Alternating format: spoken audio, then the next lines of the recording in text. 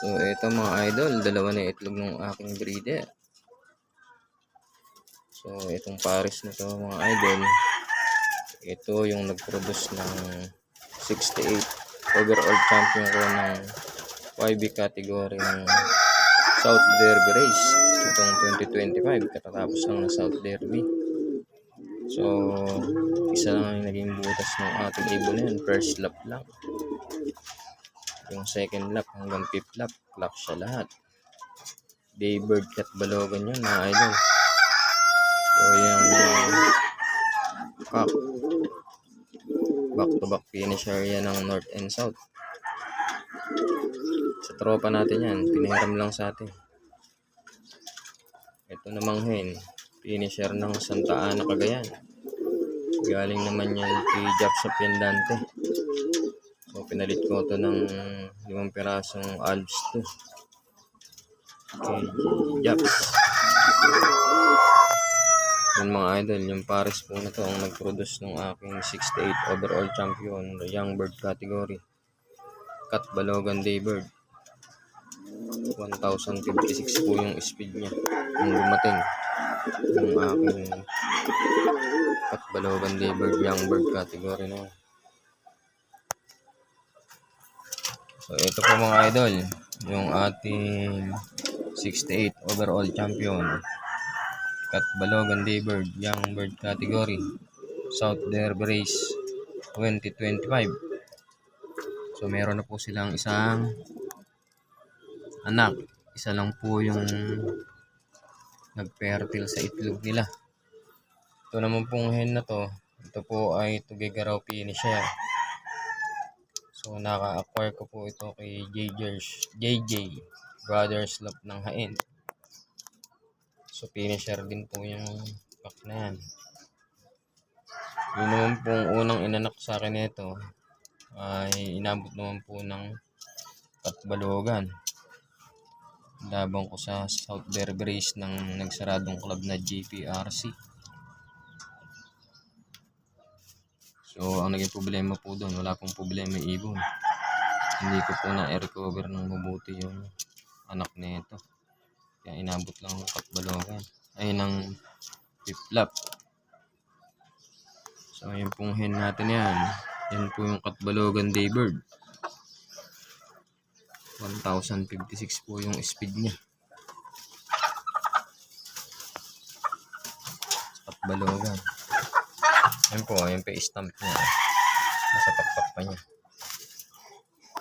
So ito naman po mga idol, kapipisa lang nito. Yan pong red check na yan. Yan naman po yung ating 46 overall champion ng all bird category.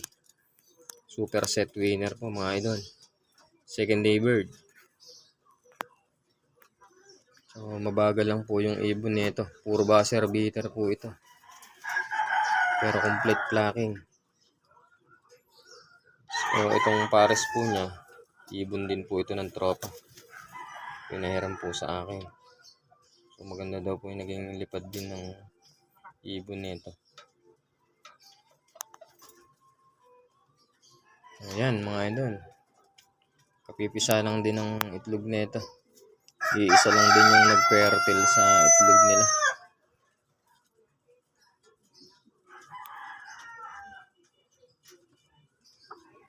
So isasabak natin yung mga magiging anak nitong mga ito sa mga anak pala nila. Lalaban natin ng South Derby Race 2026. Baka sakaling katulad din ng mga parents nila yung ilabas nila. So ito nga pala mga idol, pinalit ko to ng rabbit. Dati kasi ang alaga ko mga rabbit. So may rabbit ako na nabili ko ng 3,000. Dahil nga nahilig ako sa ibon. Yung may-ari naman ito, orsanadahan mo mag-rabbit, pinalit ko dyan mga idol.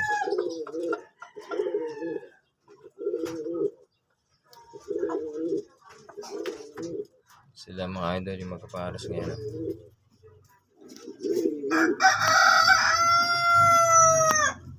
So yung mga magulang nung red check po natin ito, may YB na din.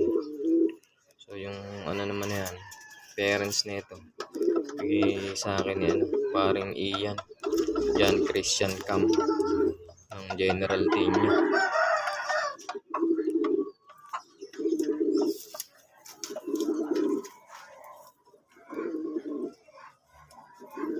Ano mga idol, maalim na yung pares niya, umabra ko pa. Masyadong masighi yung ibon nito.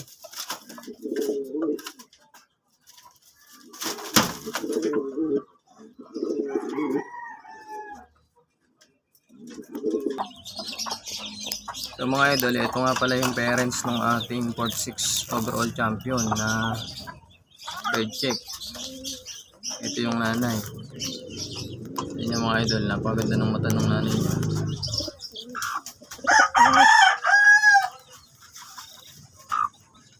So yun mga idol yung anak. Kakulay ng anak. Ito naman yung tatay niya.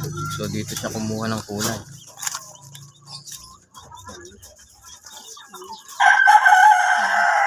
Then yung ano. So mga nakaring din ko na CL South 2026.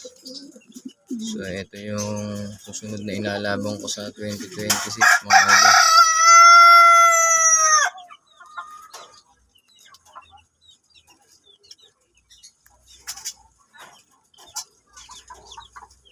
Yung matitira pala dito sa dalawang young bird nito. Yung mailalabang ko. Kasi pinasingsing na sa atin yung tropa yung isa dyan. Bahala na siyang mamili kung alin ang personada niya dyan. Kung ito bang red check o yung black check na isa. Yun yung matitira. Yun yung ilalabang ko naman ng South Race. Tapos mayroon, susukan ulit natin yan ng second clutch kasi mayroon na naman sa atin nagpasuksok. So ayan mga idol, napakagara ng mata niya. So galing po ito po yung galing kay paring Ian, John Christian Cam ng General Team niya. Yan, pinagkaloob niya po sa atin to. So na-acquire po niya to sa ano, hindi po nagkakamali kundi Tarlac, Pangasinan. Yun naman, na-acquire po niya sa tropa niya. So sa kabutihang loob ng ating kumpare, hindi pa naman natin siya kumpare na yan, pinagkaloob niya sa akin yung dalawa na yan, pinagpares ko at sila nga yung nag-produce ng ating 46 overall champion. So ayan mga idol, inulit natin at meron ulit tayong panlaban.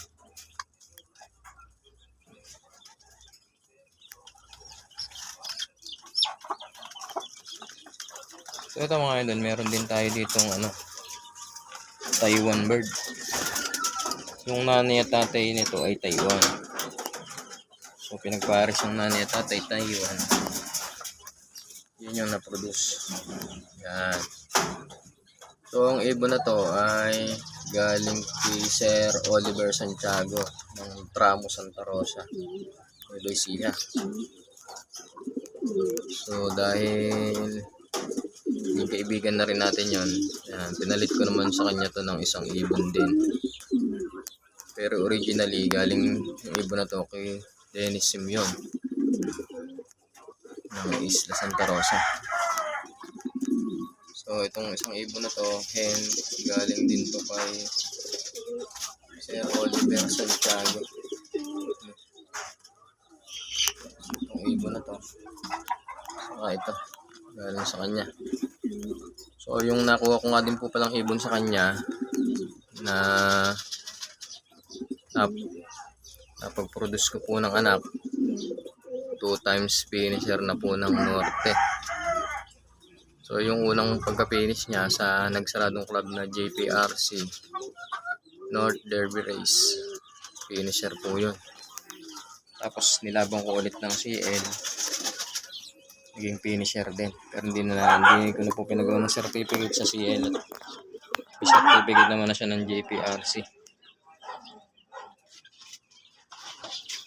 So yun po yung mga ibon natin.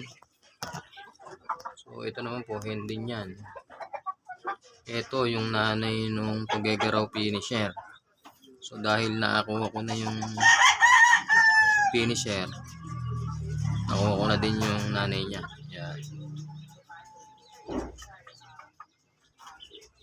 So tinesting ko na po ito. In-inbreed ko po yan. Binalik ko po yung anak sa nanay.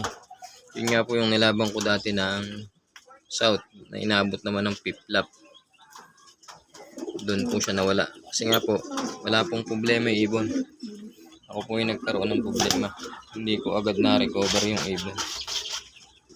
Kaya nung niload ko, talaga naman pong nagdalawang isip na ako nun.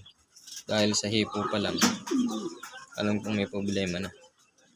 So yun lamang mga boss, mga idol, ng aking update sa munti kong alagaan. Magandang araw sa inyo at God bless us all.